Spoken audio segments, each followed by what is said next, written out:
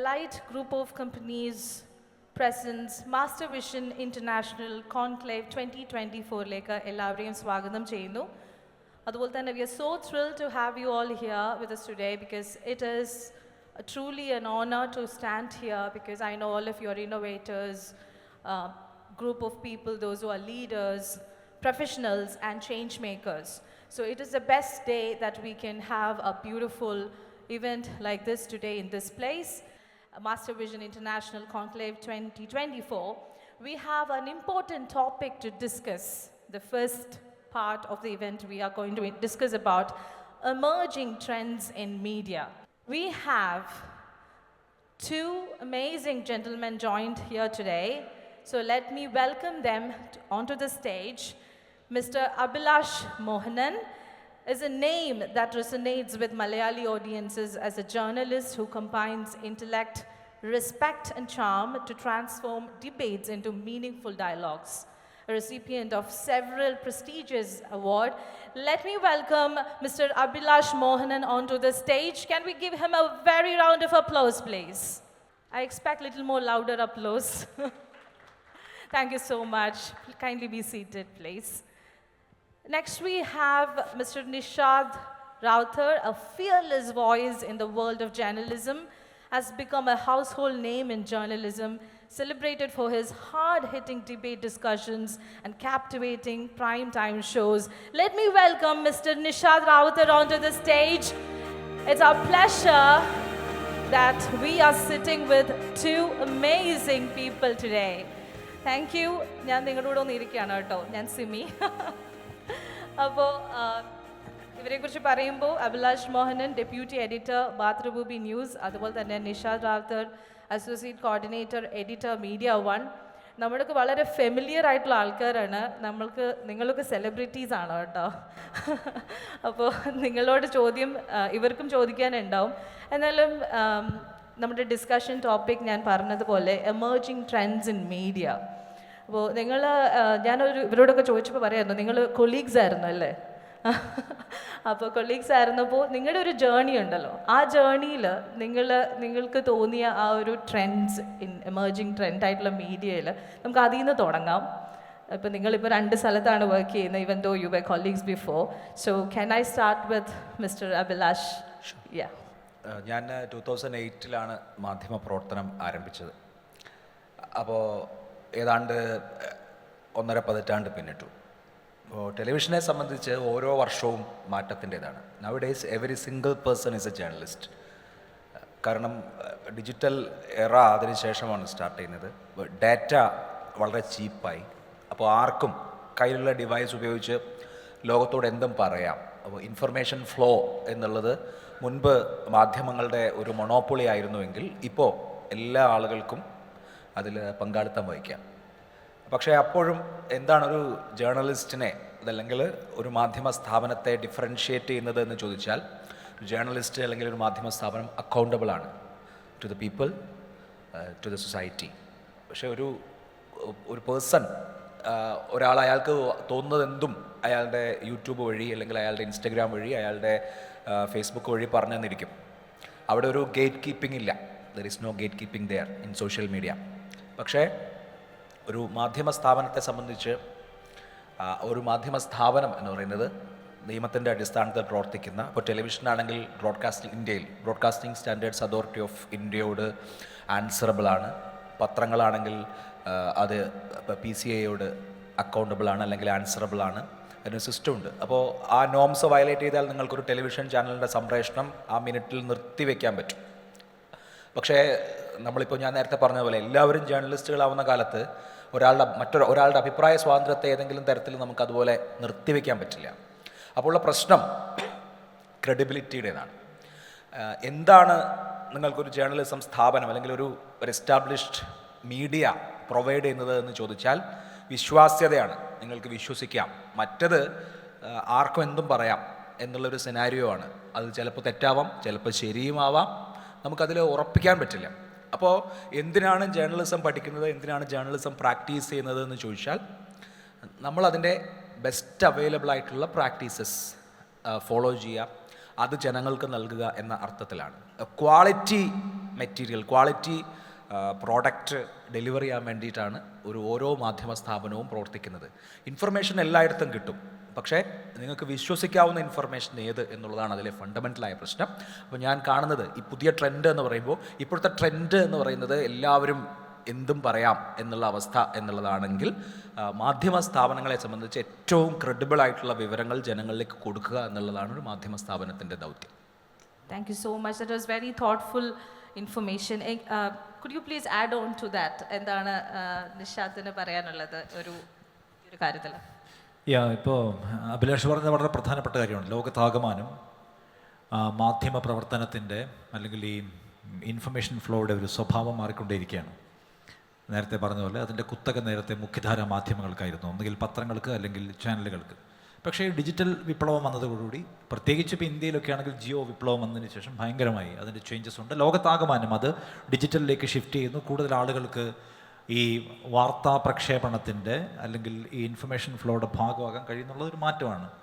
പക്ഷേ അതിൻ്റെ ഏറ്റവും ഒരു വിപത്കരമായ അപകടകരമായ ഒരു വശം ഇപ്പോൾ ഇന്ത്യയിൽ ഇപ്പം കഴിഞ്ഞ ദിവസമാണ് യൂട്യൂബ് ഇന്ത്യയിൽ അവരുടെ ഒരു കർക്കശമായ നിയമം കൊണ്ടുവരാൻ പോകുന്നത്. അതായത് നിങ്ങൾ ഈ ക്ലിക്ക് ബൈറ്റ് സംഗതികൾ, അതായത് വസ്തുതാപരമല്ലാത്ത തലക്കെട്ടുകൾ കൊടുക്കുക, ഈ ദൃശ്യം കണ്ടാൽ നിങ്ങൾ ഞെട്ടാൻ പോകുന്നു, അല്ലെങ്കിൽ ആ കണ്ടൻറ്റുമായി യാതൊരു ബന്ധവും ഇല്ലാത്ത തലക്കെട്ടുകൾ കൊടുത്ത് പരമാവധി ആളുകളുടെ അട്രാക്ഷൻ കൊണ്ടുവരാൻ വേണ്ടിയുള്ള ശ്രമം ഇന്ത്യയിൽ അത് വ്യാപകമാണ്.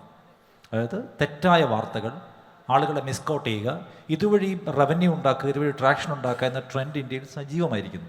അപ്പോൾ ഇന്ത്യയിൽ നമ്മൾ കാണേണ്ട ഏറ്റവും പ്രധാനപ്പെട്ട പ്രശ്നങ്ങളിലൊന്ന്, ലോകത്താകമാനം മാധ്യമങ്ങൾ ടെക്നോളജിയുടെ കാര്യത്തിൽ ഡിജിറ്റലിലേക്ക് ഷിഫ്റ്റ് ചെയ്യുമ്പോൾ ഇന്ത്യയിൽ അതൊരു ഹെൽത്തി ഷിഫ്റ്റ് അല്ല. അതിനെ എങ്ങനെ മിസ്യൂസ് ചെയ്യാം, അതിൻ്റെ സാധ്യതകളെ എങ്ങനെ മോശമായി പ്രയോജനപ്പെടുത്താമെന്ന വലിയ പണി ഇന്ത്യയിൽ നടക്കുന്നുണ്ട്. അതുകൊണ്ടാണ് ഇത്തരം പ്ലാറ്റ്ഫോംസിനെല്ലാം ഇന്ത്യയുടെ കാര്യത്തിൽ കർക്കശമായ നിയമവും ഗേറ്റ് കീപ്പിംഗ് സംവിധാനവും കൊണ്ടുവരേണ്ടി വരുന്നത്. അപ്പോൾ എല്ലാവർക്കും വാർത്താ പ്രക്ഷേപണത്തിൻ്റെ ഭാഗമാകാൻ കഴിയുന്നു, എല്ലാവർക്കും ഈ സംവിധാനത്തിനകത്ത് കുറച്ചുകൂടി ഡെമോക്രാറ്റിക് ആയിട്ടുള്ള സ്പേസ് കിട്ടുന്നു എന്ന് പറയുമ്പോൾ തന്നെ അത് കുറച്ചുകൂടി പ്രശ്നവും ഉണ്ടാക്കുന്നുണ്ട്. ടി വിയുടെയും പത്രത്തിൻ്റെയും കാര്യം നേരത്തെ പറഞ്ഞതുപോലെ അതിൻ്റെ നേരത്തെ സർക്കാരിൻ്റെ നോംസ് അനുസരിച്ച് പ്രവർത്തിക്കുന്ന ലൈസൻസ്ഡായി പ്രവർത്തിക്കുന്ന സ്ഥാപനങ്ങൾക്ക് പരിമിതികളുണ്ട്, നിയന്ത്രണങ്ങളുണ്ട്, ഓഡിറ്റുണ്ട്. ഇവയുടെ കാര്യത്തിൽ ഒരു ഓഡിറ്റുമില്ല. നിങ്ങൾക്ക് നാളെ നിങ്ങളുടെ ഒരു ചിത്രം വെച്ച് നിങ്ങളെക്കുറിച്ച് എന്ത് അബ്യൂസിങ് ആയിട്ടുള്ള സംഗതിയും പറയാൻ കഴിയും. വാർത്ത ഇപ്പോൾ കേരളത്തിലേക്ക് വന്നാൽ പോലും കേരളത്തിൽ മാധ്യമ സ്ഥാപനം എന്നൊക്കെ അവകാശപ്പെടുന്ന യൂട്യൂബ് അക്കൗണ്ടുകൾ എമ്പാടുമുണ്ട്. മീഡിയ ആണെന്നാണ് അവർ അവകാശപ്പെടുന്നത്. എന്നിട്ട് അവർക്ക് റെസ്പോൺസിബിളായി എന്ത് കണ്ടൻറ്റും പമ്പ് ചെയ്യാൻ കഴിയുന്ന തരത്തിലേക്കുള്ള ഒരു സാഹചര്യം രൂപപ്പെട്ടു വന്നിരിക്കുകയാണ്. ഒന്നുകിൽ നിങ്ങൾക്ക് മതവിദ്വേഷത്തിൻ്റെ കണ്ടൻറ്റുകൾ, അല്ലെങ്കിൽ നിങ്ങൾക്ക് ഏതെങ്കിലും തരത്തിലുള്ള ആളുകളുടെ വ്യക്തിജീവിതവുമായി ബന്ധപ്പെട്ടത്, സിനിമയുമായി ബന്ധപ്പെട്ടത്, അല്ലെങ്കിൽ പരിധി കവിഞ്ഞ ഗോസിപ്പുകൾ, എന്തും മാധ്യമ പ്രവർത്തനം എന്നതിൻ്റെ ലേബലിൽ, ജേർണലിസം എന്നതിൻ്റെ ലേബലിൽ യൂട്യൂബ് അക്കൗണ്ട് വഴിയും സോഷ്യൽ മീഡിയ വഴിയും ഇങ്ങനെ പമ്പ് ചെയ്യാൻ കഴിയുന്ന ഒരു അറ്റ്മോസ്ഫിയർ രൂപപ്പെട്ടു വന്നിട്ടുണ്ട്. അപ്പോൾ നമ്മൾ ശരിയാണ്, ആദ്യം നമ്മൾ പത്രത്തിലായിരുന്നു, റേഡിയോയിലായിരുന്നു, ടി വിയിലായിരുന്നു, ഡിജിറ്റലിലേക്ക് മാറുന്നു, അതിൻ്റെ ഫോമാറ്റ് മാറിക്കൊണ്ടേയിരിക്കുന്നു എന്നത് വളരെ ശുഭകരമായ കാര്യമായിരിക്കുമ്പോൾ തന്നെ അപകടകരമായ ഒരു ട്രെൻഡ് ഇപ്പുറത്തുണ്ടെന്നത് കാണാതിരുന്നുകൂടാ. ഇന്ത്യ പോലെ ഒരു രാജ്യത്ത്, ലോകത്തെ തന്നെ ഏറ്റവും കൂടുതൽ മിസ്ഇൻഫർമേഷൻ കുത്തി ഒഴുകുന്ന രാജ്യങ്ങളിലൊന്നായിട്ട് ഇന്ത്യ മാറുന്നു എന്ന അന്താരാഷ്ട്ര സംഘടനകൾ ഇന്ത്യയെക്കുറിച്ച് ആശങ്കപ്പെടുന്നുണ്ട്. ഏറ്റവും കൂടുതൽ, പ്രത്യേകിച്ച് ഇപ്പം ഇലക്ഷൻ സമയമൊക്കെ വരുന്ന സമയത്ത്, അല്ലെങ്കിൽ ഭയങ്കരമായ മതങ്ങളുമായി ബന്ധപ്പെട്ട കോൺട്രവേഴ്സീസ് ഉണ്ടാകുന്ന സമയത്തെല്ലാം മിസ്ഇൻഫർമേഷൻസ് ഭയങ്കരമായി വരുന്നു. അതിനകത്ത് ഈ പറഞ്ഞ ഫ്രണ്ട് ലൈൻ മീഡിയയുടെ പങ്കും ചെറുതല്ല. അപ്പോൾ അങ്ങനെ ഒരു സാഹചര്യത്തിൽ ഇന്ത്യയിലെ മാധ്യമങ്ങൾ, അവയുടെ വളർച്ച, അവയുടെ ഈ ഫോമാറ്റ് ചേഞ്ച് എന്നതെല്ലാം നമ്മൾ പല ഡയമെൻഷൻസിൽ കാണേണ്ടതാണെന്ന് എനിക്ക് തോന്നുന്നത്. ഒറ്റയടിക്ക് ഇത് ഗംഭീരമായി മുന്നോട്ട് പോവുകയാണ്, ചേഞ്ചസ് വരുന്നു, എല്ലാവർക്കും ഇടം കിട്ടുന്ന നിലയ്ക്ക് കാണുന്നതിന് പ്രശ്നമുണ്ട്. തീർച്ചയായിട്ടും. അപ്പം നിങ്ങൾ പറഞ്ഞ രണ്ട് കാര്യങ്ങളോടും എനിക്ക് തോന്നുന്നു ഇവിടെ ഇരിക്കുന്ന ആൾക്കാരും യോജിക്കുന്ന തരത്തിലുള്ള കാര്യങ്ങളാണ്. അപ്പോൾ ഈ ട്രെൻഡ്സിനൊപ്പം തന്നെ നമ്മൾ കാണുന്നതാണ് ഇപ്പോൾ AI എന്നുള്ള ടെക്നോളജി പരമായിട്ടുള്ള പുതിയ കാര്യങ്ങളും വരുന്നുണ്ട് ഇന്നത്തെ മാധ്യമത്തിൻ്റെ ഇടയ്ക്ക്. അപ്പോൾ നിങ്ങൾ അതിലേക്ക് അതിൻ്റെ സ്ട്രാറ്റജീസിലോട്ട് നിങ്ങൾ എങ്ങനെയാണ്, നിങ്ങളുടെ ആ ഒരു ചേഞ്ചസ് ഉണ്ടാവുന്നുണ്ടല്ലോ, നിങ്ങൾ വർക്ക് ചെയ്ത ഒരു മോഡിൽ നിന്ന് മാറുന്നുണ്ട്. So how you see that, ഒരു AI ടെക്നോളജിയുടെ ഒരു കാര്യങ്ങളൊക്കെ പറയുകയാണെങ്കിൽ? AI ഭയങ്കരമായിട്ടുള്ള ഹെൽപ്ഫുള്ളായിട്ടുള്ള ഒരു ടൂൾ, അല്ലെങ്കിൽ ഒരു പുതിയ സ്റ്റെപ്പ് നിലയ്ക്ക് എടുക്കാൻ കഴിയുന്ന കുറേ കാര്യങ്ങളുണ്ട്. ഒരു ഉദാഹരണം പറഞ്ഞാൽ, നമുക്ക് ഒരു ദിവസം ഒരു കോടതി വിധി വരുന്നു. ആ കോടതി വിധി കുറേ അധികം പേജുകളുള്ളതാണ്.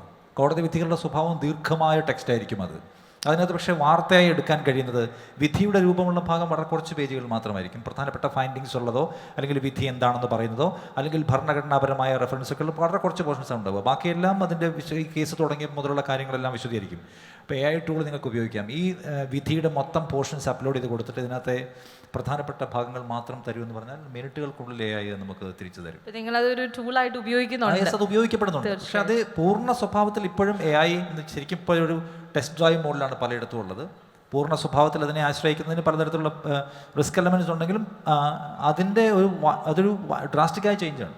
അത് നമ്മൾ സാധാരണ നിലയ്ക്ക് ഒരു കോടതി വിധി വായിച്ച് അതിനകത്ത് നിന്നുള്ള സംഗതികൾ റിപ്പോർട്ട് ചെയ്യാൻ ഒരു ദിവസം മുഴുവൻ ചിലപ്പോൾ എടുത്തേക്കാം. ഇപ്പോൾ ഇന്ന് വരുന്ന കോടതി വിധിയെക്കുറിച്ചുള്ള ഡീറ്റെയിൽസ് മിക്കപ്പോൾ പിറ്റേ ദിവസമൊക്കെയാണ് ടി വിയിലോ പത്രത്തിലോ ഒക്കെ വരികയാണ്. അത്രയും ടൈം അതിനെടുക്കും. AI വന്നു കഴിയുമ്പോൾ AI വരുന്നത് വളരെ ഹെൽപ്ഫുൾ ആയിട്ടുള്ള കാര്യമാണ്. പിന്നെ നമുക്ക് വെറുതെ നോക്കൂ, നമ്മുടെ കയ്യിലുള്ള വാട്സാപ്പിൻ്റെ മെറ്റ AI ഉണ്ട്. നമുക്കിപ്പോൾ രാത്രി ഒരു ഡിബേറ്റ് ചെയ്തുകൊണ്ടിരിക്കുമ്പോൾ നമുക്ക് പെട്ടെന്നൊരു കാര്യത്തിൽ സംശയം തോന്നിയാൽ നമ്മുടെ ഒരു ഫ്രണ്ടിനോട് ചാറ്റ് ചെയ്യുന്ന പോലെ AI-യിൽ നമ്മൾ ചോദിക്കുകയാണ് ഇന്ന സംഗതി എന്താണ്, അപ്പോൾ അതിൻ്റെ ഡീറ്റെയിൽസ് വളരെ പെട്ടെന്ന് അവർ തരും. ഇപ്പം നിങ്ങൾ പഠിച്ച സമയത്ത് ചിലപ്പം ഈ ഒരു ടെക്നോളജി ഒന്നും വേണ്ട അഡ്വാൻസ് ആയിട്ടുണ്ടാവത്തില്ല. സോ ഹൗ ഈ ജേർണലിസം ഫീൽഡിൽ എൻട്രി ചെയ്തിട്ട് ഇത് എങ്ങനെയാണ് നിങ്ങൾ അപ് ടു ഡേറ്റ് ആയിട്ട് പൊയ്ക്കൊണ്ടിരിക്കുന്നത് അറിയണമെന്നുണ്ട്. നോക്കൂ, ഇപ്പോൾ AI ഇവിടെ നിഷാദ് സൂചിപ്പിച്ചതുപോലെ ഒരു ടൂളായിട്ട് ഉപയോഗിക്കുന്നുണ്ട്. ഇപ്പോൾ മീഡിയ വണ്ണിൽ തന്നെ ന്യൂസ് റീഡർക്ക് പകരം ഒരു AI news reader news present ചെയ്തു. അതൊരു പുതുമയുള്ള അനുഭവമാണ്. പക്ഷേ AI-ക്ക് എന്തൊക്കെ റീപ്ലേസ് ചെയ്യാൻ കഴിയും എന്നുള്ളതൊരു ചോദ്യമാണ്. ഇപ്പോൾ ഒരു മീഡിയ ഓണർ പറഞ്ഞു, ഇപ്പോൾ ഒരു മീഡിയ ഹൗസിൽ ചെയ്യുന്ന 60% 60% ജോലികളും ചെയ്യാൻ ഇനി ജീവനക്കാരെ ആവശ്യമില്ല, നമുക്ക് AI ഉപയോഗിച്ച് അല്ലെങ്കിൽ ടെക്നോളജി ഉപയോഗിച്ച് അത് സാധിക്കും എന്ന് പറയുന്നു. അപ്പോഴും AI-ക്ക് റീപ്ലേസ് ചെയ്യാൻ കഴിയാത്ത ഒരു കാര്യമുണ്ട്, അത് ക്രിയേറ്റിവിറ്റിയാണ്. നമ്മൾ ഓരോ മനുഷ്യരും യുണീക്കാണ്. നമ്മുടെ ഇപ്പോൾ ഒരു ഹ്യൂമൻ ബീയിങ്ങിൻ്റെ ഏറ്റവും പ്രധാനപ്പെട്ട സവിശേഷത എന്ന് പറയുന്നത് അയാളുടെ ഒരു ഹ്യൂമൈൻ നേച്ചറാണ്. മെഷീൻ ഈസ് മെഷീൻ ഒരിക്കലും മനുഷ്യനാവാൻ പറ്റില്ല. ആ മെഷീനെയും മനുഷ്യനെയും ഡിഫറൻഷ്യേറ്റ് ചെയ്യുന്ന മൗലികത എന്നൊരു ഘടകമുണ്ട്. ഇപ്പോൾ നമുക്ക് AI ഉപയോഗിച്ച്, ഫോർ എക്സാമ്പിൾ എനിക്കൊരു ലീവ് ലെറ്റർ AI ഉപയോഗിച്ചിട്ട് ചെയ്യാം. ഇൻപുട്ട് കൊടുത്താൽ മതി, പോട്ടെ. ഒരു ലെറ്റർ ഓഫ് അപ്രീസിയേഷൻ AI ഉപയോഗിച്ചിട്ട് ചെയ്യാം. പക്ഷേ 4 കെട്ട് എഴുതാൻ AI-ക്ക് പറ്റില്ല. നളിനി എഴുതാൻ, ലീല എഴുതാൻ AI-ക്ക് പറ്റില്ല. അതിന് കുമാരനാശാൻ തന്നെ വേണം. 4 കെട്ട് എഴുതാൻ, 2-ാം ഊഴം എഴുതാൻ MT വാസുദേവൻ നായർ തന്നെ വേണം. വേറൊരു നായർക്കത് പറ്റില്ല. അത് ഓരോ മനുഷ്യൻ്റെയും മൗലികതയാണ്. ആ മൗലികത അവിടെ നിൽക്കുന്നുണ്ട്. മീഡിയ ഫീൽഡിനെ സംബന്ധിച്ചും അങ്ങനെയാണ്. നിങ്ങൾക്ക് രാജ്ദീപ് സർദേശായിക്ക് പകരം അല്ലെങ്കിൽ ബർക്കാദത്തിന് പകരം ഒരു AI ആങ്കർക്ക് പറ്റില്ല. ഒരു ഫാൻസി എന്നുള്ള നിലയിൽ ഒരു ദിവസം അല്ലെങ്കിൽ ഒരു 1 അവറിൽ ഇൻഫർമേഷൻ പ്രൊവൈഡ് ചെയ്യുന്ന ഒരു രൂപമായിട്ട് അതിനെ കാണാൻ പറ്റിയേക്കും. അപ്പോൾ എന്താണ് നമ്മൾ ഈ AI യുഗത്തിൽ ചെയ്യേണ്ടതെന്ന് വെച്ചാൽ, AI-യെ സംബന്ധിച്ച് AI ഇനിയിപ്പോൾ നമുക്ക് മാറ്റി നിർത്താൻ കഴിയില്ല, ഇതൊരു ഫാക്റ്റാണ്. പക്ഷേ AI-യെ നമുക്കൊരു ടൂളാക്കാനേ പറ്റൂ. നമുക്കതിനപ്പുറത്ത് ക്രിയേറ്റീവായിട്ടുള്ള എലിമെൻറ്റ്സ് അവിടെ നിൽക്കുന്നിടത്തോളം കാലം ഒരിക്കലും ഈ പറഞ്ഞ AI-ക്ക് മീഡിയ പേഴ്സൺസിന് അല്ലെങ്കിൽ ഏത് ഇൻഡസ്ട്രി ആയിക്കോട്ടെ, ഇപ്പോൾ ഫിലിം ആവട്ടെ അല്ലെങ്കിൽ ഇപ്പോൾ ഗ്രാഫിക്സ്, ഫോർ എക്സാമ്പിൾ ഇപ്പോൾ ഗ്രാഫിക്സ് ആർട്ടിസ്റ്റുകൾക്ക് വലിയ തോതിൽ ഹെൽപ്ഫുൾ ആയിട്ടുള്ള പെട്ടെന്ന് ജോലി തീർക്കാൻ പറ്റുന്ന ഇപ്പോൾ മിഡ് ജേർണി പോലെയുള്ള പല AI അസിസ്റ്റഡ് ഫോർമാറ്റുകളുണ്ട്. അല്ലെങ്കിൽ പുതിയ ഇപ്പോൾ ChatGPT പോലെ തന്നെ ക്രിയേറ്റീവ് ജോബ്സിനെ ഹെൽപ്പ് ചെയ്യുന്ന AI ടൂൾസ് ഉണ്ട്. നമ്മളതിനെ അപ്പോൾ നമുക്കതിനെ ഇപ്പോൾ ഈ അടുത്ത് ഇപ്പോൾ ഞാനൊരു പ്രസൻറ്റേഷൻ തയ്യാറാക്കിയതുപോലും AI അസിസ്റ്റഡ് ആയിട്ടുള്ള ഒരു ഫോർമാറ്റ് ഉപയോഗിച്ചിട്ടാണ്. നമുക്കതിനൊരു ടൂളായിട്ട് എടുക്കാം. അതിനപ്പുറത്ത് ആരെയും റീപ്ലേസ് ചെയ്യാൻ AI-ക്ക് പറ്റില്ല. ജേർണലിസത്തിൻ്റെ കാര്യം മാത്രം എടുത്താലേ, ജേർണലിസം എന്ന് പറയുന്നത് ഒരു ടെക്നിക്കൽ ജോബല്ല ഒരർത്ഥത്തിലും. അതായത് നമ്മളിപ്പോൾ ആസ് ആൻ ആങ്കർ, ഒരു ജേർണലിസ്റ്റ് ഒരു വിഷയത്തിൽ നമ്മൾ കമൻറ്റ് ചെയ്യുന്നത് പലപ്പോഴും അപ്പോഴത്തെ സാഹചര്യത്തിൽ, ഇപ്പോൾ AI-യെ സംബന്ധിച്ച് AI-യുടെ ഇൻപുട്സ് എന്താണ്, അവരൊരു വിഷയത്തെ സമീപിക്കുന്നത്, മീൻസ് AI ടൂൾ സമീപിക്കുന്നത് അതിനെ എങ്ങനെയാണ് പ്രോഗ്രാം ചെയ്തിരിക്കുന്നത്. ഇപ്പോൾ ഒരു വിഷയത്തെ ഒരു ജേർണലിസ്റ്റ് കാണുന്നത് എപ്പോഴും നിയമത്തിൻ്റെ കണ്ണിലൂടെ മാത്രമായിരിക്കണമെന്നില്ല. ഒരു സംഗതി നമ്മുടെ മുമ്പിൽ കാണുന്നു, നിയമപരമായി അതിൽ തെറ്റുണ്ട്, പക്ഷേ മാനുഷികമായ നമ്മുടെ കാഴ്ചപ്പാട്ടിൽ നമ്മൾ കാണുന്നത് വേറൊരു ആസ്പെക്റ്റ് ആയിരിക്കും. അതിൽ നിയമപരമായി ഒരാളെ കുറ്റക്കാരനെന്ന് വിധിക്കാം, പക്ഷേ ധാർമ്മികമായ അയാളെ കുറ്റക്കാരനെന്ന് വിധിക്കാൻ കഴിയില്ല. അപ്പോൾ അതിലെ ധാർമ്മികതയുടെ എലമെൻ്റ് എന്താണോ അത് പറയുക എന്ന ജേർണലിസ്റ്റിൻ്റെ ഉത്തരവാദിത്തമാണ്. മാനവികമായ ഒരു കാഴ്ചപ്പാടുണ്ടാകുന്നത് ജേർണലിസമാണ്. AI എന്തായിരിക്കും ചെയ്യുക? AI നമുക്ക് പറയുന്നത് ഇതിൽ തെറ്റാണ്, ഇന്നയാൾ കുറ്റക്കാരനാണ്, നിയമം അത് അയാൾക്കെതിരാണ്, ഇന്ന സ്ഥലത്ത് ഇന്ന ആക്ട് ചെയ്യാൻ പാടില്ലാത്തതാണ്. പക്ഷെ അതിനപ്പുറത്ത് കുറച്ചുകൂടി ഹ്യൂമൈനായിട്ടൊരു കാഴ്ചപ്പാടിലൂടെ അയാൾ അത് ചെയ്തുവെങ്കിൽ അതിന് ചരിത്രപരമായ മറ്റു കാരണങ്ങളുണ്ട്, അല്ലെങ്കിൽ ധാർമ്മികമായ മറ്റു തലങ്ങളുണ്ട്. മനുഷ്യത്വത്തിൻ്റെ കണ്ണിലൂടെ നോക്കുമ്പോൾ നമ്മൾ അയാളെ സപ്പോർട്ട് ചെയ്യേണ്ടതുണ്ട് എന്ന് പറയാൻ കഴിയുന്നത് ആർക്കാണ്? മനുഷ്യനാണ് കഴിയും. ഈ അടുത്ത് ഇപ്പോൾ AI ചാറ്റ് ബോട്ടുകളുമായി ബന്ധപ്പെട്ട് വന്നിട്ടുള്ള 2 വാർത്തകൾ നമ്മൾ ശ്രദ്ധിക്കണം. ഞാൻ നേരത്തെ പറഞ്ഞത് മെഷീനെയും മനുഷ്യനെയും വ്യത്യസ്തമാക്കുന്നത് ഹ്യൂമാനിറ്റി ആണെന്ന് പറഞ്ഞല്ലോ. ഈ അടുത്ത് വന്നൊരു വാർത്ത, ഒരാൾ AI ചാറ്റ് ബോട്ടുമായിട്ട് ചാറ്റ് ചെയ്തുകൊണ്ടിരിക്കുകയായിരുന്നു. ഒരു മൊമെൻറ്റിൽ AI ആളോട് പറഞ്ഞു ഗോ ആൻഡ് സൂയിസൈഡ് എന്ന്. നോക്കൂ, ഒരു AI chat bot go and kill your father എന്ന് പ്രോംപ്റ്റ് കൊടുത്തു. നിങ്ങൾക്കൊരു സുഹൃത്തായിട്ട് ഇപ്പോൾ ഓക്കെ സമയം വേണമെങ്കിൽ കളയാമെന്നുള്ളതിനപ്പുറത്ത് അല്ലെങ്കിൽ ഇൻഫർമേഷൻ ഗ്യാദർ, ആ ഇൻഫർമേഷൻ തന്നെ 100% ശരിയാവണമെന്നൊന്നുമില്ല കേട്ടോ. അത് കിട്ടുന്ന സ്ഥലങ്ങളിൽ നിന്ന് സോഴ്സ് ചെയ്ത് നിങ്ങളുടെ മുമ്പിലേക്ക് എത്തിക്കുന്നതേ ഉള്ളൂ. അല്ലാതെ സത്യത്തെ തിരിച്ചറിയാനുള്ള മാന്ത്രിക ശക്തി AIക്കില്ല. വെബിൽ അവൈലബിൾ ആയിട്ടുള്ള ഇൻഫർമേഷൻ കളക്ട് ചെയ്ത് നിങ്ങളുടെ മുമ്പിൽ എത്തിക്കുന്നു എന്നുള്ളത് മാത്രമേ ഉള്ളൂ. അതിൻ്റെ ശരിതെറ്റുകൾ മനസ്സിലാക്കാൻ AI സംബന്ധിച്ച് കഴിയില്ല. അതൊരു ടെക്നോളജിക്കൽ ടൂൾ എന്നുള്ള നിലയിൽ മാത്രമേ നമുക്ക് കാണാൻ കഴിയൂ. അപ്പം ജേർണലിസത്തിൽ അത്ര വലിയ ഒരു ഭീഷണി ആകില്ല എന്നുള്ളത് never. Okay, that's A good point. ഇപ്പോൾ ഇവർ രണ്ടുപേരും പറഞ്ഞതിൽ നിന്ന് എനിക്ക് തോന്നുന്നത് മനസ്സിലായത് ഇമോഷണൽ ഇൻ്റലിജൻസ് ഒരിക്കലും ഒരു മെഷീനെ കൊണ്ടുവരാൻ സാധിക്കില്ല. ബിക്കോസ് അവരുടെ ജോലിയിൽ അവർ ഇമോഷണൽ ഇൻ്റലിജൻസ് യൂസ് ചെയ്തേ പറ്റുള്ളൂ. ഓഡിയൻസിലേക്ക് ഞാൻ ക്വസ്റ്റ്യൻസിലേക്ക് വരാം. എനിക്ക് ഒരു ചോദ്യം കൂടി ഉണ്ട്. ഇപ്പോൾ ഞാൻ നേരത്തെ സൂചിപ്പിച്ച പോലെ ഞാനൊരു അധ്യാപികയും കൂടിയാണ്. എൻ്റെ സബ്ജക്റ്റ് കമ്പ്യൂട്ടേഴ്സാണ് കേട്ടോ, IT ആണ് എൻ്റെ സബ്ജക്റ്റ്.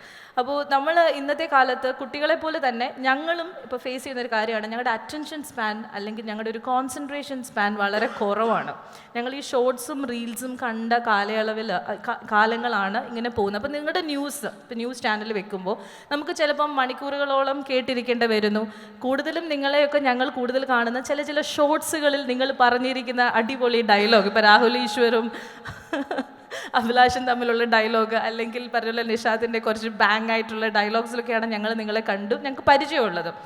അപ്പോൾ ഇന്നത്തെ ഇപ്പോൾ വളർന്നു വരുന്ന യുവതലമുറയ്ക്ക് ഈ പറഞ്ഞ അറ്റൻഷൻ സ്പാൻ എന്ന് പറയുന്നത് വളരെ ഷ്രിങ്ക്ഡ് ആയിട്ടുകൊണ്ടിരിക്കുകയാണ്. So in your journalism field, is it any strategies that you are coming up with, or how do you look into that future of journalism? ഇവിടെ സൂചിപ്പിച്ചത് ശരിയാണ്. ആളുകളുടെ അറ്റൻഷൻ സ്പാൻ കുറഞ്ഞു വരികയാണ്. ഈ പറയുന്ന കുറഞ്ഞ അറ്റൻഷൻ സ്പാനിൽ എങ്ങനെ ആളുകളെ അട്രാക്റ്റ് ചെയ്യാം എന്നുള്ളതാണ് നമുക്ക് ചെയ്യാൻ പറ്റുന്ന ഒരു കാര്യം. അപ്പോൾ അതിന് വേണ്ടിയിട്ടുള്ള ഭാഷ, അതിന് വേണ്ടിയിട്ടുള്ള തരത്തിലുള്ള കാര്യങ്ങൾ വേണ്ടി വരും. ഇപ്പോൾ സ്വാഭാവികമായിട്ടും ഇപ്പോൾ ഒരു ടെലിവിഷൻ ആങ്കർ എന്നുള്ള നിലയിൽ എന്താണ് എൻ്റെ ഫസ്റ്റ് ജോബ് എന്ന് ചോദിച്ചാൽ, അല്ലെങ്കിൽ എൻ്റെ ഫസ്റ്റ് ദൗത്യം എന്ന് ചോദിച്ചാൽ, ദാറ്റ്സ് ടു ഗ്രാബ് ഐബോൾസ്. ആളുകളുടെ ഐബോൾസ് ക്യാച്ച് ചെയ്യുക, TV യിൽ ഉറപ്പിച്ച് നിർത്തുക, അല്ലെങ്കിൽ കാണുന്ന ആ ഫോർമാറ്റിൽ ഉറപ്പിച്ച് നിർത്തുക എന്നുള്ളതാണ്. ഇവിടെ പറഞ്ഞതുപോലെ അറ്റൻഷൻ സ്പാൻ വളരെ കുറവുമാണ്. അപ്പോൾ അവരെ അട്രാക്റ്റ് ചെയ്യാനുള്ള കണ്ടൻറ്റ് കൊടുക്കുക എന്നുള്ളത് ഒന്നാമത്തെ കാര്യം. രണ്ടാമത്തേത്, ഇപ്പോൾ ടെലിവിഷൻ മാത്രമായിട്ട് ഇനിയുള്ള കാലത്ത് നിൽക്കാൻ പറ്റില്ല. അപ്പോൾ ഞാൻ ടെലിവിഷനിൽ ആദ്യം വാർത്ത വായിക്കുമ്പം പ്രൈമർലി അതൊരു ടെലിവിഷൻ മീഡിയം മാത്രമായിരുന്നു. ആളുകൾ TV ഓൺ ചെയ്ത് വാർത്ത കാണുക എന്നുള്ളതായിരുന്നു രീതിയെങ്കിൽ, ഇന്ന് ഞാൻ വായിക്കുന്ന വാർത്ത നിങ്ങൾക്ക് ഇവിടെ പറഞ്ഞതുപോലെ ഇൻസ്റ്റഗ്രാമിലെ 30 സെക്കൻഡ് റീലായിട്ടോ ഷോർട്ട് വീഡിയോ ആയിട്ടോ കാണാം, യൂട്യൂബ് ഷോർട്സിൽ കാണാം, യൂട്യൂബ് ലൈവിൽ കാണാം, ഫേസ്ബുക്കിൽ ക്ലിപ്പായിട്ട് കാണാം, റീലായിട്ട് കാണാം. ഒരുപാട് അവന്യൂസ് ഉണ്ട്. അപ്പോൾ 15 കൊല്ലം മുമ്പ് അല്ലെങ്കിൽ 20 കൊല്ലം മുമ്പ് നിങ്ങൾ TV വാർത്ത ടെലിവിഷനിൽ കണ്ടിരുന്ന അരമണിക്കൂർ 1 മണിക്കൂർ പ്രോഗ്രാം ആയിരുന്നുവെങ്കിൽ, ഇന്ന് ടെലിവിഷൻ ചാനലുകൾ ഈ പറയുന്ന ഫോർമാറ്റുകളിലേക്ക് കൂടി, ടെലിവിഷൻ ചാനലായി പ്രവർത്തിക്കുമ്പോൾ തന്നെയും ഈ ഫോർമാറ്റിലേക്ക് കൂടി കണ്ടൻറ്റ് കസ്റ്റമൈസ് ചെയ്ത് ഓരോ ടാർഗറ്റ് ഗ്രൂപ്പിലേക്കും കൊടുക്കുക എന്ന ദൗത്യം ഏറ്റെടുക്കുന്നുണ്ട്. ഒന്നാമത്തേത്. രണ്ടാമത്തേത്, നമ്മൾ പുതിയ കാലഘട്ടത്തിൻ്റെ ഭാഷയിലേക്കും രീതിയിലേക്കും വരിക എന്നുള്ളതാണ്. ഫോർ എക്സാമ്പിൾ, അതിപ്പം ടെലിവിഷന് മാത്രം ബാധകമായിട്ടുള്ള കാര്യമല്ല, നമ്മുടെ പബ്ലിക് സ്പീക്കിങ്ങിന്, നമ്മുടെ പൊളിറ്റിക്സിനൊക്കെ ബാധകമായിട്ടുള്ള ഒരു കാര്യമാണ്.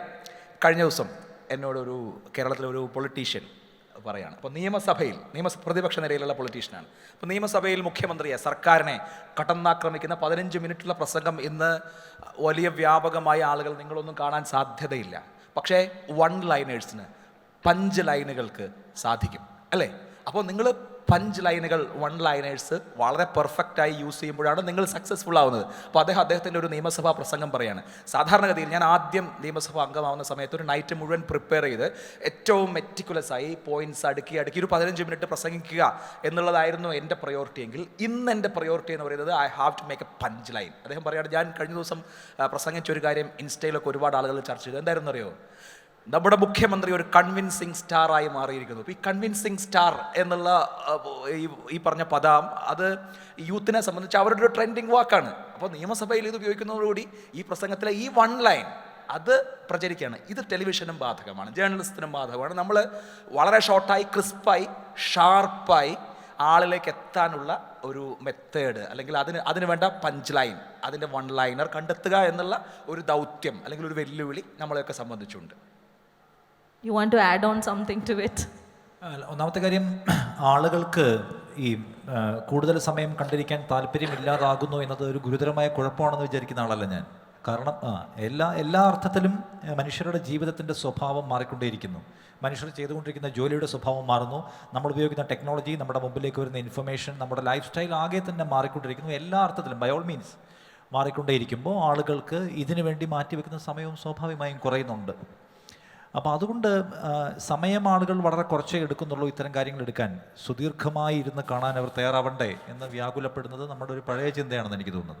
അതുകൊണ്ട് ആളുകൾ ചെറിയ സമയത്ത് കാണാൻ ശ്രമിക്കട്ടെ, ചെറിയ സമയത്തിന് വേണ്ടി കണ്ടന്റ് ഉണ്ടാക്കി. ഇപ്പം ഞങ്ങൾ നമ്മുടെ ഓഫീസിൽ ചെയ്യുന്ന ചില ഷോക്കെ ഉണ്ട്. അപ്പോൾ അതിനകത്ത് നമ്മൾ പലപ്പോഴും നമ്മൾ ദീർഘമായി, ഇപ്പോൾ ഔട്ട് ഓഫ് ഫോക്കസ് എന്ന് പറഞ്ഞൊരു പരിപാടി ഞങ്ങൾ ചെയ്യുന്നു. അപ്പോൾ അതിനകത്ത് ഒരു പോർഷനിൽ കൂടുതൽ നേരം സംസാരിക്കാൻ പോകുമ്പോൾ അതിൻ്റെ പ്രൊഡ്യൂസർ എന്ന് വെച്ചാൽ എൻ്റെ ഷോ ഡയറക്ടർ നമുക്ക് കമാൻഡ് ചെയ്യും, ഒരുപാട് ദീർഘിപ്പിക്കരുത്, അത്രയും കളയാൻ ആളുകൾക്ക് സമയമില്ലാന്ന്. അപ്പോൾ നമ്മളൊരു 4 മിനിറ്റിലോ 5 മിനിറ്റിലും താഴെയോ പരമാവധിയിൽ പറഞ്ഞ് നമ്മുടെ പോയിന്റ് കൺക്ലൂഡ് ചെയ്യുക. അതിൽ കൂടുതൽ ആളുകൾക്ക് കളയാൻ സമയമില്ല. അപ്പം ശരിയാണ് ഈ നേരത്തെ അഭിലാഷ് പറഞ്ഞ പോലെ ഏറ്റവും ചുരുങ്ങിയ സമയത്ത് വളരെ ഫാസ്റ്റ് മൂവിങ് ആയിട്ടുള്ള ഒരു ലൈഫ് സ്റ്റൈൽ ആളുകൾ കീപ്പ് ചെയ്യുന്ന സമയത്ത് വളരെ ഷോർട്ടായിട്ടുള്ള സമയത്ത് പരമാവധി ഇൻഫർമേഷൻ വളരെ ഇൻട്രസ്റ്റിംഗ് ആയിട്ടുള്ള ഒരു സ്വഭാവത്തിൽ കൊടുക്കുക എന്ന് പറഞ്ഞ ബാധ്യത മാധ്യമപ്രവർത്തകർക്ക് മുമ്പിലും ഉണ്ടായിട്ടുണ്ട്. അത് ഇപ്പം അത് മെയിൻറ്റെയിൻ ചെയ്യാനാണ് നമ്മൾ ശ്രമിക്കുന്നത്.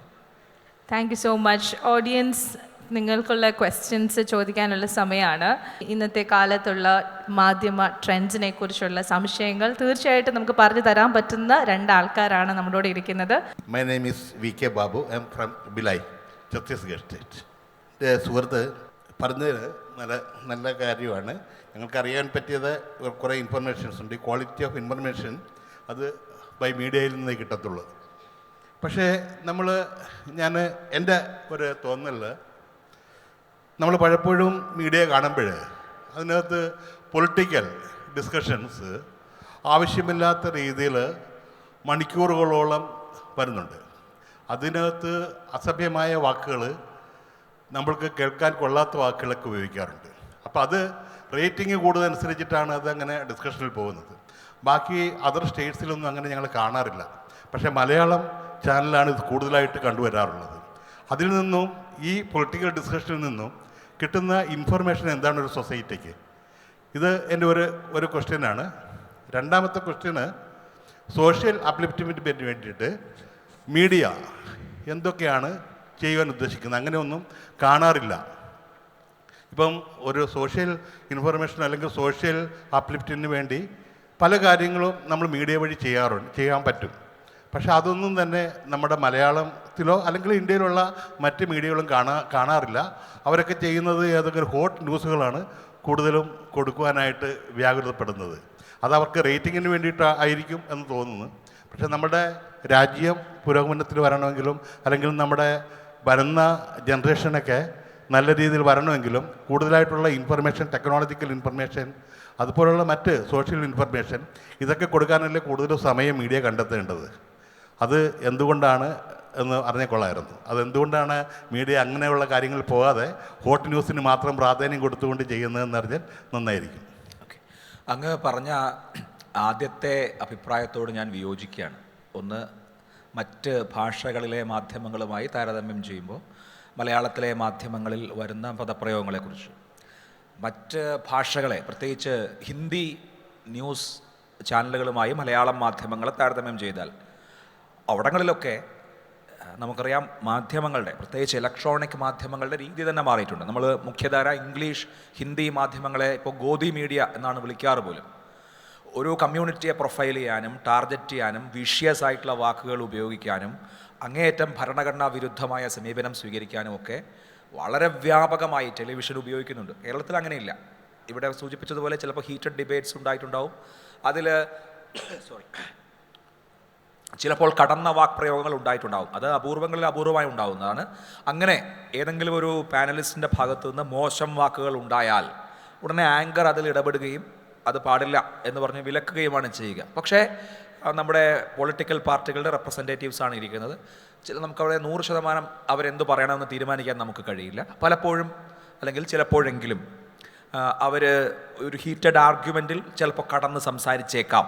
അത് ആങ്കർ എന്നുള്ള നിലയിൽ ആരാണോ ആങ്കർ ചെയ്യുന്നത് അയാൾ അത് ഡിസ്കറേജ് ചെയ്യുക, നിരുത്സാഹപ്പെടുത്തുക എന്നുള്ളതാണ് അതിനകത്ത് ചെയ്യാൻ കഴിയുന്ന കാര്യം. അതിനപ്പുറത്ത് മീഡിയയെ, ടെലിവിഷനെ ഒരു ഹെയ്റ്റിനുള്ള ഉപാധിയാക്കി മാറ്റുക എന്നുള്ളത് നിങ്ങൾ ആരും കേരളത്തിൽ കണ്ടിട്ടുണ്ടാവില്ല. കേരളത്തിൽ ഇപ്പോൾ 10 ന്യൂസ് ചാനലുകളുണ്ട്. കേരളത്തിലെ ന്യൂസ് ചാനലുകൾ വിദ്വേഷത്തിൻ്റെ പെട്ടികളായി മാറുന്നില്ല. എന്നാൽ മറ്റു പല ഭാഷകളിലും television is A hate box. അങ്ങേയറ്റം ഉത്തരവാദിത്തരഹിതമായി കമ്മ്യൂണൽ പോളറൈസേഷൻ ഉണ്ടാക്കുന്ന വിധത്തിലുള്ള വാക്കുകളും വാചകങ്ങളും നമ്മൾ ഇന്ത്യൻ മുഖ്യധാര ടെലിവിഷനിൽ കണ്ടിട്ടുണ്ട്. ഒരു ജേർണലിസ്റ്റ് തന്നെ ഇന്ത്യയിലെ മുഖ്യധാര ടെലിവിഷൻ ഗോദി മീഡിയയിൽ നിന്ന് ഗോലിമാരോ മീഡിയയായി മാറി എന്ന് വിമർശിച്ചിട്ടുണ്ട്. അത് നിങ്ങൾക്ക് മലയാളം ടെലിവിഷനിൽ കാണാൻ കഴിയില്ല. അത് ഖണ്ഡിതമായി ഞാൻ പറയുന്നു. ആ ഒരു സാമൂഹ്യ ഉത്തരവാദിത്വം കേരളത്തിലെ മാധ്യമങ്ങൾ നിറവേറ്റുന്നുണ്ട്, ഏറിയോ കുറഞ്ഞോ. അതിനപ്പുറത്ത് ചില വാക്കുകൾ, വാവിട്ടു പോകുന്ന ചില വാക്കുകൾ ഉണ്ടായിട്ടില്ലെന്നല്ല, അങ്ങനെ ഉണ്ടാകുമ്പോൾ അത് നിരുത്സാഹപ്പെടുത്തുന്നുണ്ട്. രണ്ടാമത്തേത് സോഷ്യൽ അപ്ലിപ്മെൻറ്റിൻ്റെ കാര്യമാണ്. ഇപ്പോൾ കേരളത്തിലെ പ്രസ്സിൻ്റെ ഹിസ്റ്ററി എടുത്താൽ എന്താ പറയുക, journalism always stood for the social upliftment. ഇപ്പോൾ കേരളത്തിലെ ആദ്യത്തെ സോഷ്യൽ മൂവ്മെൻറ്റ് എന്ന് പറയുന്നത്, കേരള ചരിത്രത്തിലെ ആദ്യത്തെ സോഷ്യൽ മൂവ്മെൻറ്റ് വൈക്കം സത്യാഗ്രഹമായിരുന്നു 1924. വൈക്കം സത്യാഗ്രഹത്തിന് വേണ്ടി ഫണ്ട് കളക്ട് ചെയ്യാൻ കൊടുത്ത അഡ്രസ്സ് പോലും മാതൃഭൂമി ചാലപ്പുറം എന്നുള്ളതായിരുന്നു. അന്നത്തെ മാതൃഭൂമിയുടെ ട്രഷററായിരുന്ന കെ കേളപ്പൻ തന്നെയായിരുന്നു വൈക്കം സത്യാഗ്രഹത്തിൻ്റെയും ട്രഷറർ. അന്ന് തൊട്ട്, അതായത് 1920 മുതൽ ഇങ്ങോട്ട് എടുത്ത് നോക്കിക്കഴിഞ്ഞാൽ കേരളത്തിലെ ദേശീയ പ്രസ്ഥാനം, സാമൂഹ്യ പ്രസ്ഥാനം, അയിത്തോച്ചാടന പ്രസ്ഥാനം, ദാരിദ്ര്യ നിർമ്മാർജ്ജന പ്രസ്ഥാനം, ഇങ്ങനെ എല്ലാ സാമൂഹ്യ നവോത്ഥാന പ്രസ്ഥാനങ്ങളുടെയും ചാലകശക്തിയായി മാധ്യമങ്ങൾ ഉണ്ടായിട്ടുണ്ട്. അത് ഈ കാലത്തും ഉണ്ട്. അപ്പോൾ കാലഘട്ടം മാറുന്നുണ്ട്. ക്ഷേത്രപ്രവേശന വിളംബരം കഴിയുന്നു. അതിനുശേഷം സമൂഹം കുറെ കൂടി തുല്യതയുള്ളതാവുന്നു.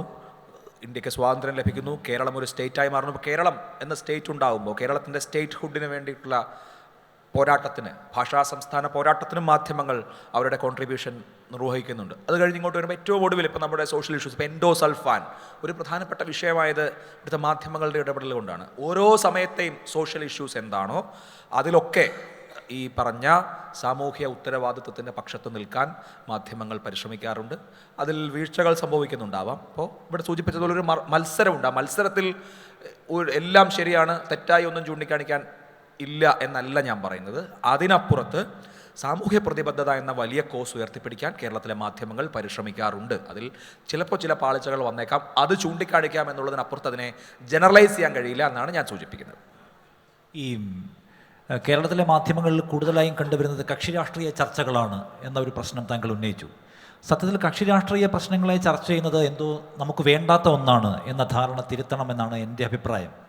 കക്ഷി രാഷ്ട്രീയത്തിനകത്ത് ജീവിക്കുകയും കക്ഷി രാഷ്ട്രീയത്തെക്കുറിച്ച് നിരന്തരമായി സംസാരിക്കുകയും കക്ഷി രാഷ്ട്രീയത്തെക്കുറിച്ച് എപ്പോഴും വിജിലൻ്റായിരിക്കുകയും നിരന്തരം അതിനെ ഓഡിറ്റ് ചെയ്യുകയും ചെയ്യുന്ന ഒരു സൊസൈറ്റിയാണ് കേരളത്തിലെ ജനങ്ങൾ. കേരളത്തിലെ ജനങ്ങൾ വളരെ പൊളിറ്റിക്കലാണ്.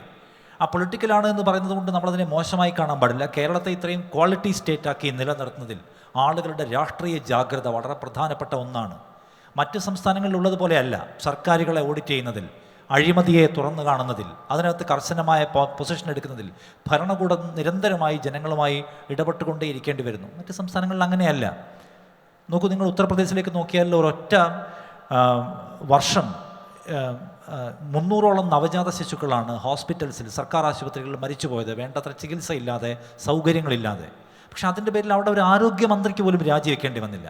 കേരളത്തിലേക്ക് നിങ്ങൾ വന്നാൽ കേരളത്തിൽ 1-2 കുഞ്ഞുങ്ങൾ അങ്ങനെ മരിച്ചാൽ ഇവിടെ ഉണ്ടാകാൻ പോകുന്ന ബഹളം എന്തായിരിക്കും, അതുണ്ടാക്കാൻ പോകുന്ന വലിയ പ്രൊട്ടസ്റ്റ് എന്തായിരിക്കും. അപ്പോൾ ആളുകളുടെ രാഷ്ട്രീയ ജാഗ്രതയാണ് അത്.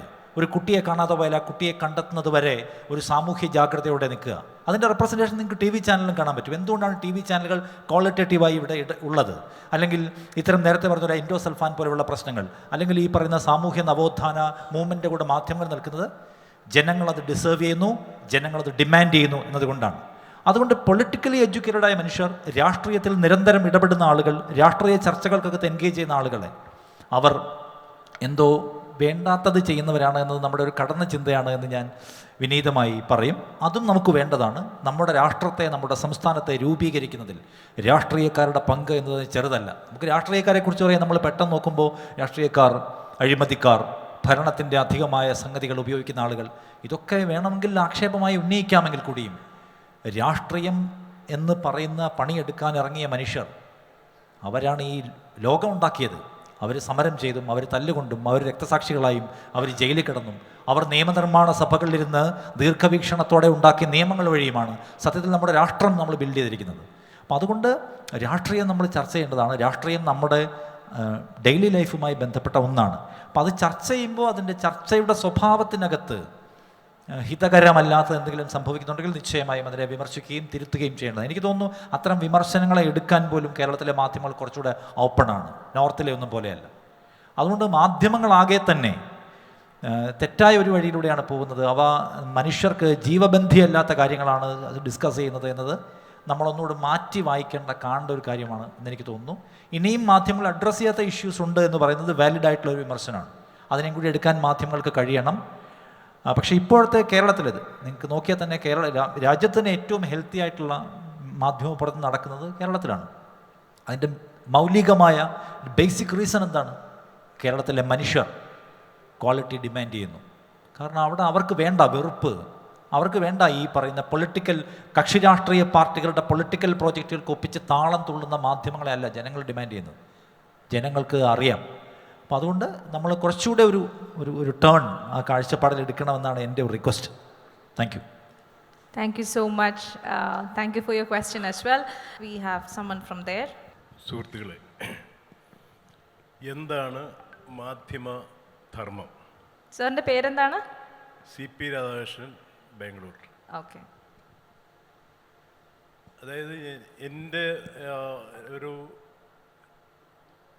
5 വർഷത്തിന് മുമ്പുള്ള ഒരു പേപ്പറിൽ കണ്ട വാർത്തയാണ്. അതായത് ഡൽഹിയിൽ മഞ്ഞുകാലത്ത് ഒരു കുട്ടിയും തള്ളയും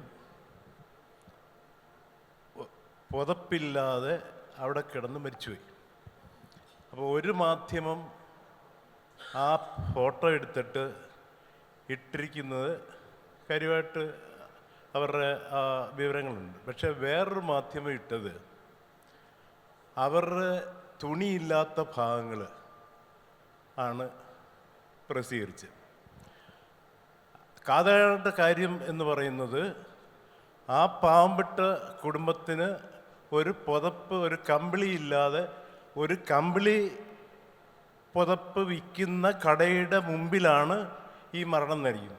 അത് പ്രൊജക്റ്റ് ചെയ്യുന്നതിന് പകരം പല രീതിയിലാണ് മാധ്യമങ്ങൾ പ്രചരിപ്പിക്കുന്നത്. അപ്പോൾ മാധ്യമം ധർമ്മം എന്താണെന്ന് എനിക്ക് ഒന്ന് അറിഞ്ഞാൽ കൊള്ളാം.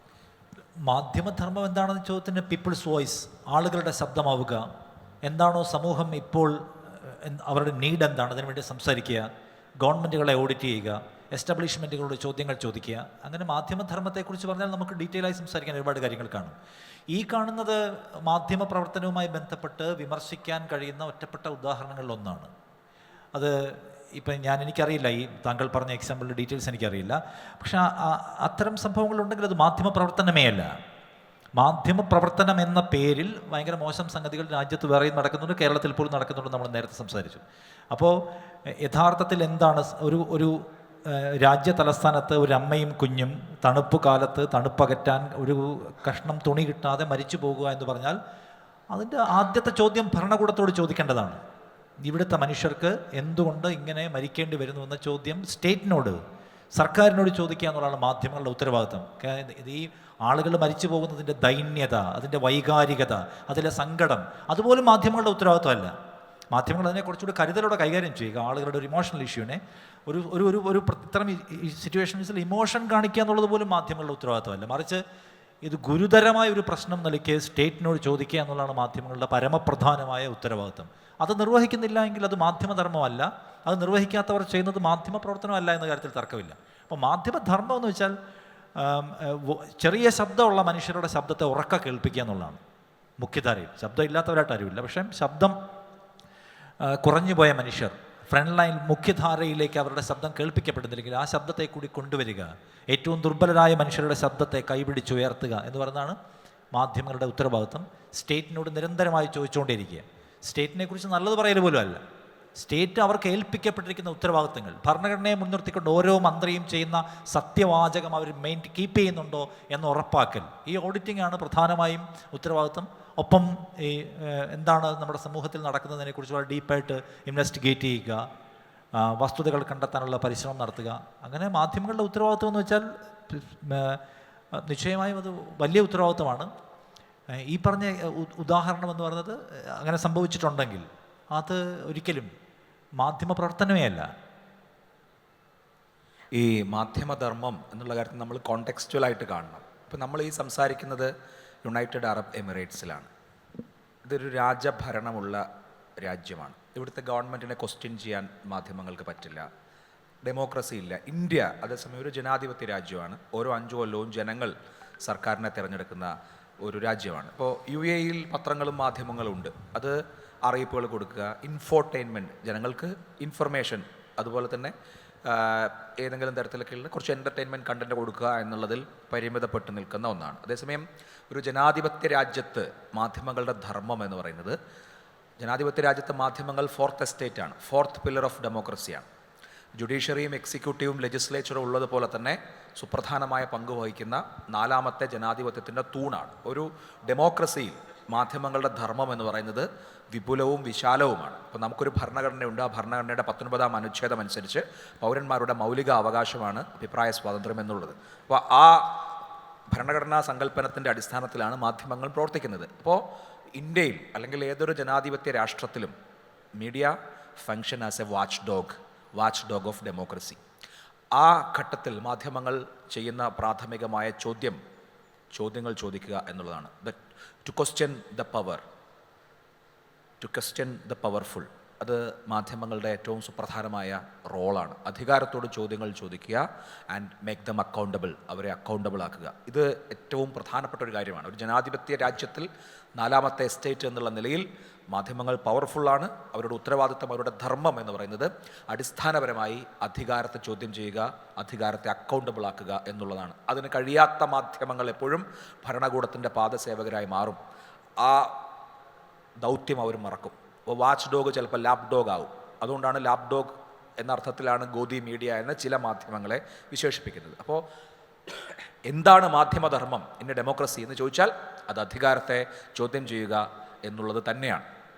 ഇവിടെ ഇപ്പോൾ അങ്ങ് സൂചിപ്പിച്ച ഉദാഹരണമുണ്ട്. ഇപ്പോൾ നമ്മൾ കാലാകാലങ്ങളായി ഉപയോഗിക്കുന്ന കെവിൻ കാർട്ടറുടെ ഒരു കുഞ്ഞിനെ കഴുകൻ ഭക്ഷിക്കാൻ പോകുന്നതിൻ്റെ പടമെടുത്ത് അതിന് പുലിറ്റ്സർ പ്രൈസ് കിട്ടിയ ഉദാഹരണം നമ്മൾ പലപ്പോഴും പല ഘട്ടങ്ങളിൽ പറയാറുണ്ട്. അപ്പോൾ ഇവിടെ ഇപ്പോൾ ഒരു കുട്ടി ഡൽഹിയിലെ അതിശൈത്യത്തെ അതിജീവിക്കാനാവാതെ മരിച്ചുപോയ സംഭവം മാധ്യമങ്ങൾ എങ്ങനെ കവർ ചെയ്തു എന്ന ഉദാഹരണം ഇവിടെ സൂചിപ്പിച്ചു. അതിനെ അശ്ലീലമായി ദ്യോതിപ്പിക്കുന്ന വിധത്തിൽ ഇന്ത്യയിലെ ഏതെങ്കിലും പത്രം, അത് ഏത് മാധ്യമമാവട്ടെ, ഒരു ചിത്രം പ്രസിദ്ധീകരിക്കുന്നത് ഞാൻ വിചാരിക്കുന്നില്ല. കാരണം അങ്ങനെ പറ്റില്ല. അതിൻ്റെ റീഡേഴ്സ് അതിനെ റിജക്റ്റ് ചെയ്യും, സമൂഹം അതിനെ അംഗീകരിക്കില്ല, നിയമം അനുസരിച്ചും അങ്ങനെ പറ്റില്ല. ഒബ്സീൻ കണ്ടൻറ്റ് ഒരിക്കലും നിയമം വഴി പ്രസിദ്ധീകരിക്കുന്ന ഒരു പത്രത്തിൽ, മാധ്യമത്തിൽ കൊണ്ടുവരാൻ കഴിയില്ല എന്നാണ് നമുക്ക് അനുഭവത്തിലുള്ള കാര്യം. നമ്മളതിൽ കാണേണ്ട ഒരു കാര്യം, അപ്പോൾ ഇന്ത്യ എന്ന് പറയുന്നത് ഇന്നീക്വാലിറ്റിയുള്ള സൊസൈറ്റിയാണ്. ഒരുപാട് ആളുകൾ ഓരോ ശൈത്യകാലത്തും ഡൽഹിയിലും ഉത്തരേന്ത്യൻ നഗരങ്ങളിലും ഒരുപാട് ആളുകൾ മരിക്കുന്നുണ്ട്. ഹോംലെസ് ആയിട്ടുള്ള നിരവധി ആളുകളുണ്ട്. അത് ഇന്നിക്വാലിറ്റിയുടെ പ്രശ്നമാണ്. മാധ്യമങ്ങൾ പ്രൊജക്റ്റ് ചെയ്യേണ്ടതും ഈ ഇന്നിക്വാലിറ്റിയെക്കുറിച്ചാണ്, അസമത്വത്തെക്കുറിച്ചാണ്. ആ അസമത്വത്തിനെതിരെ പോരാടാനും ഇന്നിക്വാലിറ്റി കുറയ്ക്കാനും ഉള്ള ഉത്തരവാദിത്തം ഭരണകൂടങ്ങൾക്കാണ്. ഭരണകൂടങ്ങളെ അതിന് പ്രേരിപ്പിക്കുക എന്നുള്ളത് മാധ്യമങ്ങളുടെ ഉത്തരവാദിത്വമാണ്. അത് മാധ്യമങ്ങൾ ചെയ്യണം, കൂടുതലായി ചെയ്യേണ്ടതുണ്ട് എന്നുള്ളതാണ് എൻ്റെയും പക്ഷം. പിന്നെ ഇന്നിക്വാലിറ്റി എന്ന് പറയുന്നത് ലോകത്തെല്ലായിടത്തും ഉണ്ട്. അതിനെതിരെ പോരാടുക എന്നുള്ളത് കൂടിയാണ് മാധ്യമ പ്രവർത്തനം. ഇപ്പോൾ ഡൽഹി തെരുവുകളുടെ കാര്യം പറഞ്ഞില്ലേ, ലോകത്തെ ഏറ്റവും സമ്പന്നമായ നഗരം എന്ന് വിശേഷിപ്പിക്കുന്ന സിറ്റി നെവർ സ്ലീപ്സ് എന്ന് പറയുന്ന ന്യൂയോർക്കിൽ ഞാൻ നേരിട്ട് കണ്ടിട്ടുണ്ട്. തൊപ്പി, തലയിൽ വെച്ചിരിക്കുന്ന തൊപ്പി മുഖത്തിട്ട് ഷൂവും മറ്റുമൊക്കെ ഇട്ട് കടത്തിണ്ണ, അതായത് കടയുടെ തൊട്ട് മുമ്പിൽ വരിവരിയായി കിടന്നുറങ്ങുന്ന ഹോംലെസ് ആയിട്ടുള്ള ആളുകൾ അതിശൈത്യത്തിൽ. ലോകത്തെ മുതലാളിത്തത്തിൻ്റെ പറുദീസയായ അമേരിക്കയിൽ തെരുവിൽ കഴിയുന്ന ആളുകളുണ്ട്, തെരുവിൽ ഇതുപോലെ തണുത്ത് മരിച്ചു പോകുന്ന ആളുകളുണ്ട്, ഇന്ത്യയിലുമുണ്ട്. ഇതിൻ്റെയൊക്കെ അടിസ്ഥാനപരമായ പ്രശ്നം എന്ന് പറയുന്നത് വെൽത്തിൻ്റെ ഇക്വിറ്റബിൾ ഡിസ്ട്രിബ്യൂഷൻ ഇല്ല എന്നത് തന്നെയാണ്. നമ്മുടെ സമൂഹം അസമത്വം നിറഞ്ഞതാണ് എന്നുള്ളതാണ്. പരിഹരിക്കേണ്ടത് ഒരു വ്യക്തിയുടെ അവരുടെ ഹോംലെസ്നെസ് അല്ല, അല്ലെങ്കിൽ ഒരാൾക്ക് ഷെൽട്ടർ പ്രൊവൈഡ് ചെയ്യുന്നതുകൊണ്ട് ഈ പ്രശ്നം കഴിയില്ല.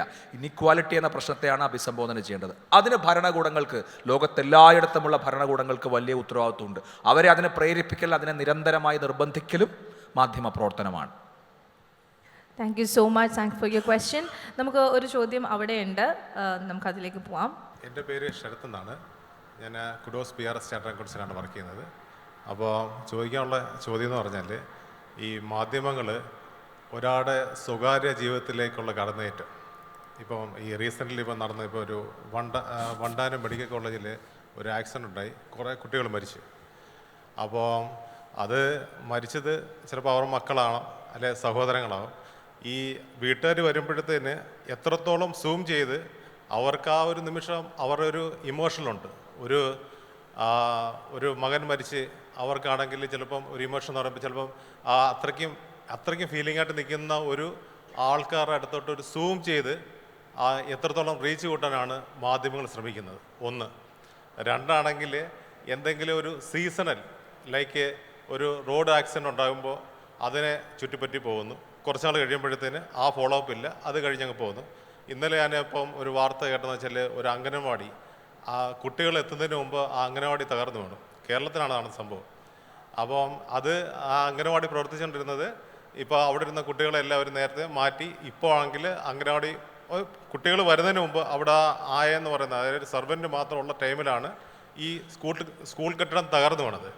ഇപ്പോൾ എന്തെങ്കിലും ഒരു സംഭവം ഉണ്ടാകുമ്പോൾ അതിന് പുറകിലും പോകുന്നു. കുറച്ചു കാലം കഴിയുമ്പോഴത്തേന് ആ വാർത്ത, അതായത് റീച്ചിങ് കഴിഞ്ഞു കഴിഞ്ഞാൽ മാറുന്നു. പിന്നെ എന്തെങ്കിലും ഒരു സെൻസേഷനായിട്ടുള്ള ന്യൂസ് വരുമ്പോൾ അതിന് പുറകിന് പോകുന്നു. ആ ഒരു കാര്യത്തിനെ കുറിച്ചാണ് എനിക്ക് ചോദിക്കാനുള്ളത്. ഒന്ന്, ഇപ്പോൾ അങ്ങ് ആദ്യം സൂചിപ്പിച്ച കാര്യത്തോട് ഞാൻ യോജിക്കുന്നു.